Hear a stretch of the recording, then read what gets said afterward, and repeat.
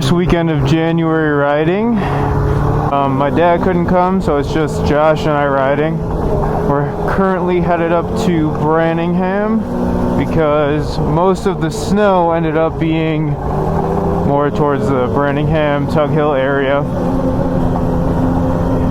Got the new camera out. Hopefully that's picking up some decent footage as we speak.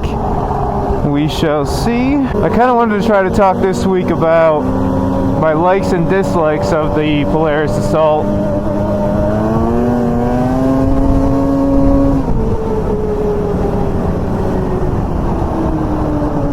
Because I've had enough seat time on it now that I can really have more of an opinion on it. And so I figure first I'll start with the likes. Some of my, ooh, that was a huge rock. Some of my biggest likes about it, shockingly, because I thought it was going to be too long of a sled, first and foremost is the length of the skid. It really just bridges everything. I mean, I never feel like I'm getting sucked up into any moguls, any bumps, anything like that. The skid works great. I feel like in the small chatter bumps, it's miles ahead of what was on my last sled, my 800R. It definitely has much less trouble soaking out that up, and then it takes the big hits pretty well too. I don't have it really set up to take the big hits, quite like I had the 800 set up to take the big hits, just because I don't really ride tug as much as I did when I got the 800 and things like that.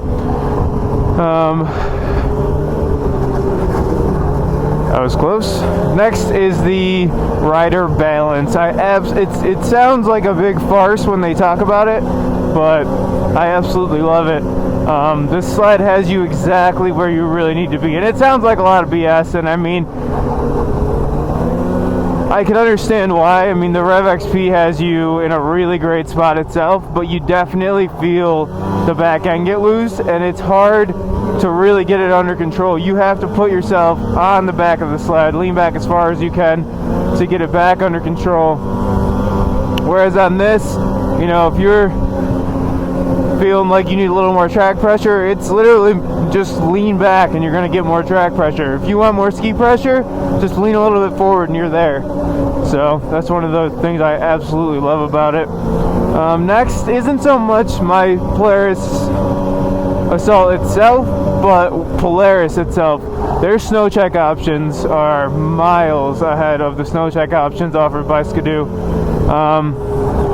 Skidoo, you get 2 color choices, maybe a couple tracks, which is all well and good, but you know, most people aren't even going to take advantage of the tracks. Most people are just going to take what it comes with. And I was just sick of getting the same sleds every year, you know, a black one or a yellow one. I mean, occasionally they work into a cool color combo, like the yellow, black, and gold, but I mean, in general, it's just one variation of black or yellow, and I was just sick of that, and I was sick of having limited options in new models. I mean, the XRS is the sled for Skidoo now. I mean, forget about your X package. It's fine and well, but it's no XRS, and I'm not about to get an X package sled just to have an XRS come out in the new G4 in the next couple of years. So that was one of my next things. Josh keeping up pretty good.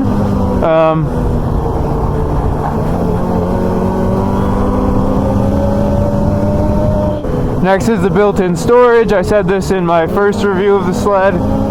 It's pretty good. I mean, to have a huge bag under your tunnel, obviously that's where the Axis Rush rear shock would be, but on this sled there's no rear shock, so you get that whole area for storage. I mean, that's great. I don't have to put a stupid tunnel bag on it. If I want to put a gas can on it, I can. I don't really need to put a gas can on it, but I mean, it is great to have the option.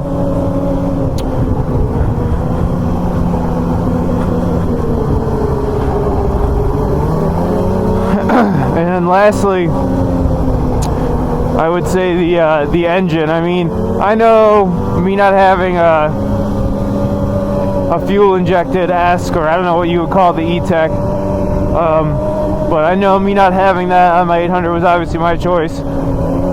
But to have a sled with EFI or whatever, I think it's the clean fire injection is the Polaris one. That's what this 800 comes with. Great, the power is great. It's not as high strung as the 800R was. I know that they cured that with the E-Tech, but I mean, I never had an E-Tech, so I'm just going off of what I felt. And I just love the power delivery down low. I haven't got to open it up on a lake yet, but I'm sure soon enough you'll get to see that.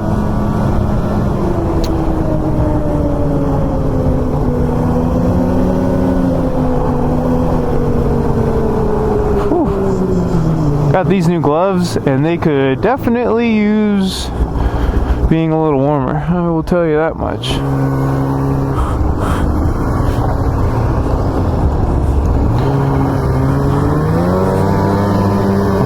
Alright, now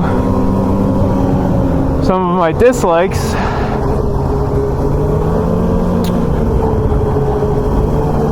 First and foremost, the skis. They are very average at best. That's more of a Polaris altogether thing rather than just the Assault. But I see myself either putting one hell of a big carbide on them or getting a race ski, something like that, like a CNA Pro. I know there's a lot of turn-in required with a CNA, but you know, I mean, this sled at times could definitely use it. Obviously, it has a big trek; it's to be expected, but I think it's a problem that can really be cured with this sled. So that's a goal. Next is the hand warmers, another general axis problem from what I've read up on. Apparently all Polaris axes suffer from having a very polarizing set of hand warmers. They are either extremely hot or freezing. And you put them on medium and there's just absolutely no point. So pretty much leave them on high and then turn them off for a few seconds when they get too hot and then put them back on high.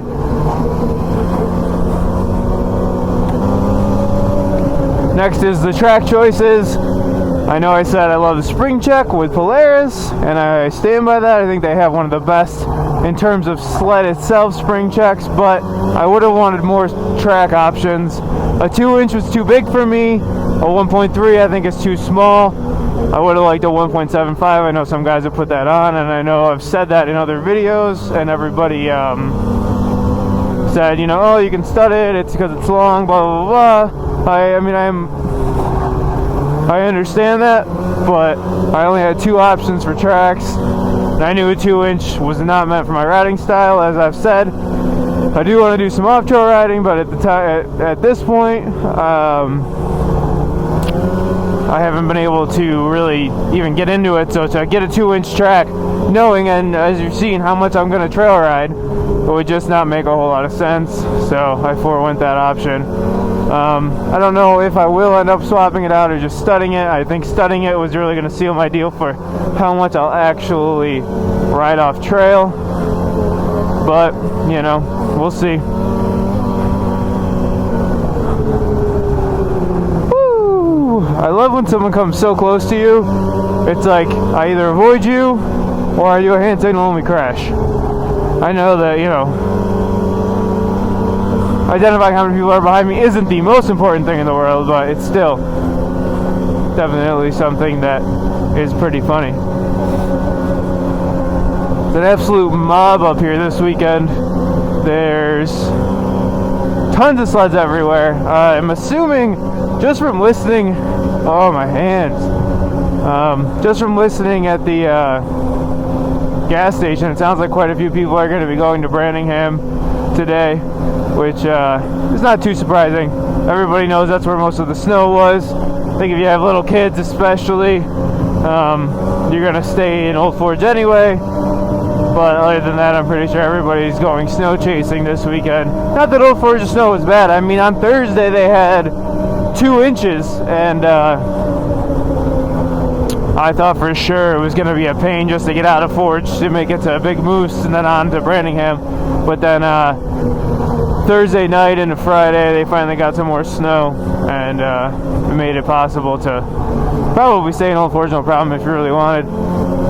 really appreciate all the positivity on my videos. I mean, I can't even tell you how much it means. I'm really just trying to do something different here. I'm trying to, you know, I'm gonna officially call them snowmo vlogs. I know we have moto vlogs for motorcycles, and I want to take it to the snowmobile world.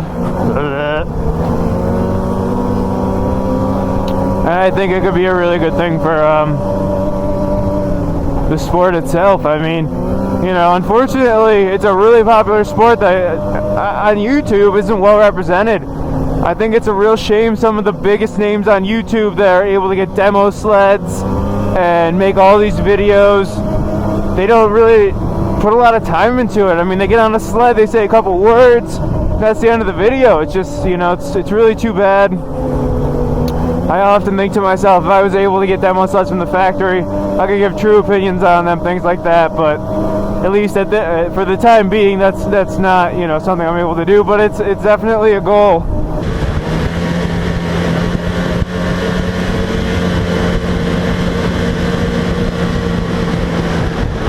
No, this sucks.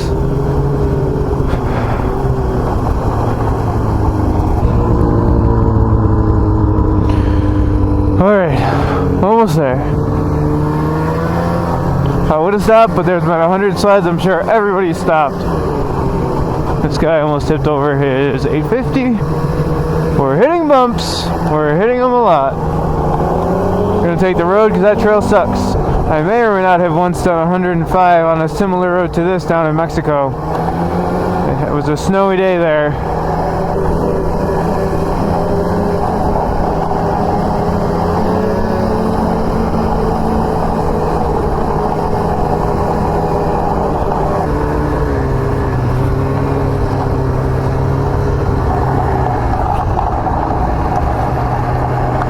Here we are. Camera could be dead, but who knows? Not to mind these people, that's for sure. Only about a gazillion people here will eat never.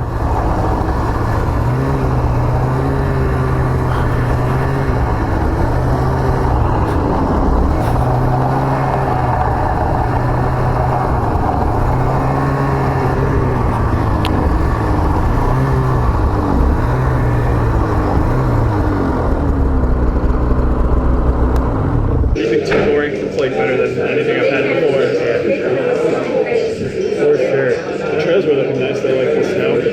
Yeah, a lot of the inner trails were great. Then some of them were a little in the middle, and then they were decent again before we got onto the road.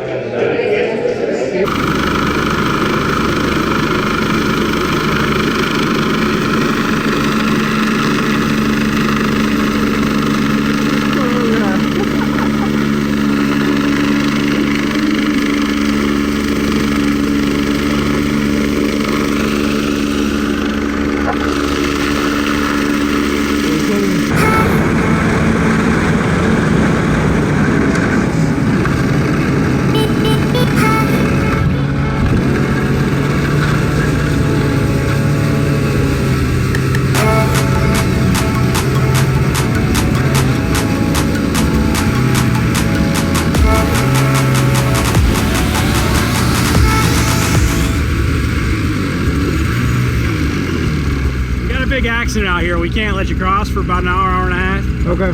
We're turning everybody around, or you can wait with this group until it clears, because they're going to Old Forge, but they got to wait an hour before they can go. Alright, same with us, so it's right, so you can either wait here in this group, or you can head back to the bar and stay warm for an hour.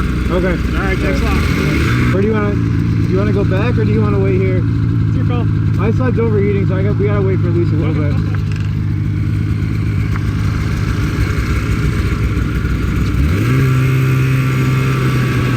Stuck here at a roadblock. Here's all the people. Guess there was an accident down the trail like 5 miles down towards Stillwater. Been here for at least 40 minutes, I would say. But it's coming to an end soon. Hopefully get back on the trail. Freezing to death right now. Here we go, hopefully.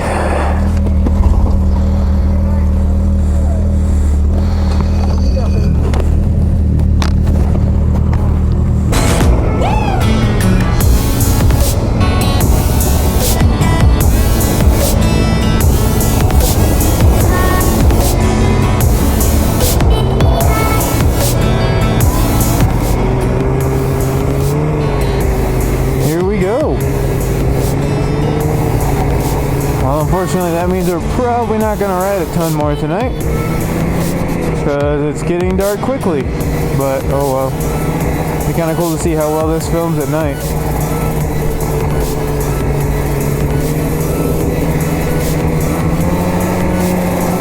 I am also freezing now, and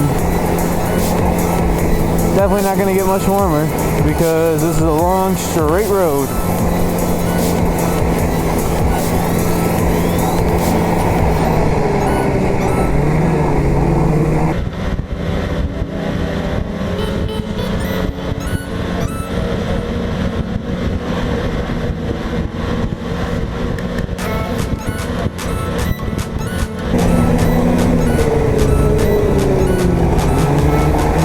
Questionable corners, gotta be careful. Whew.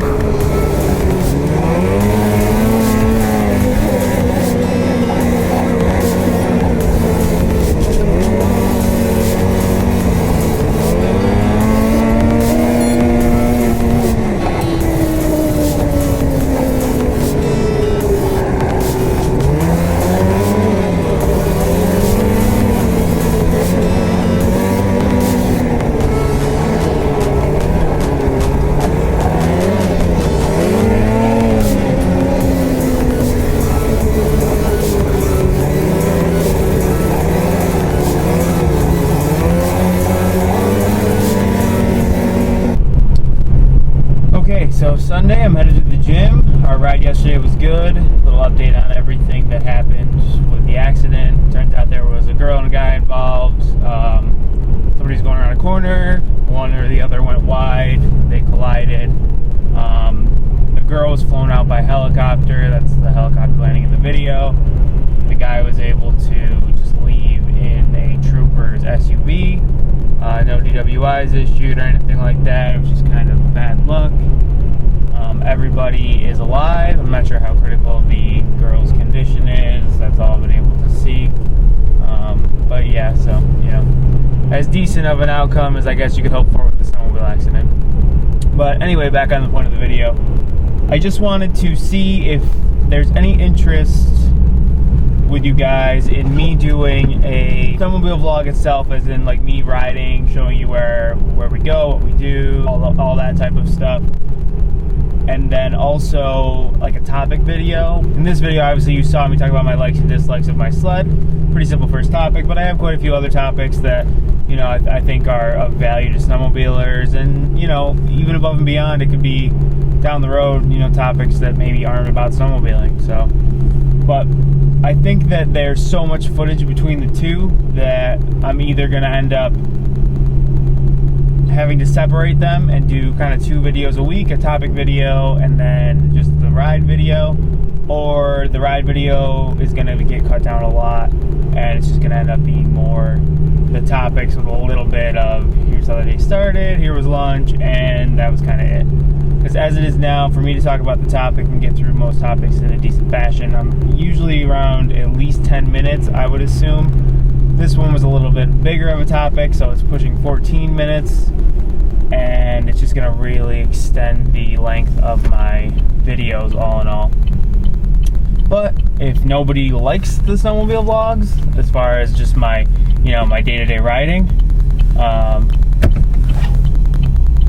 then I can cut those out. My biggest goal for my channel was to do a moto vlog-esque video on snowmobiles, and so now that I'm able to do that, you know, talk about topics and things like that, I can just leave it at that. But, you know, I also really like the snowmobile videos, and I don't mind recording them at all, so if that's something that everybody's interested in, I'd like to keep those around too. So comment down below, let me know what you think.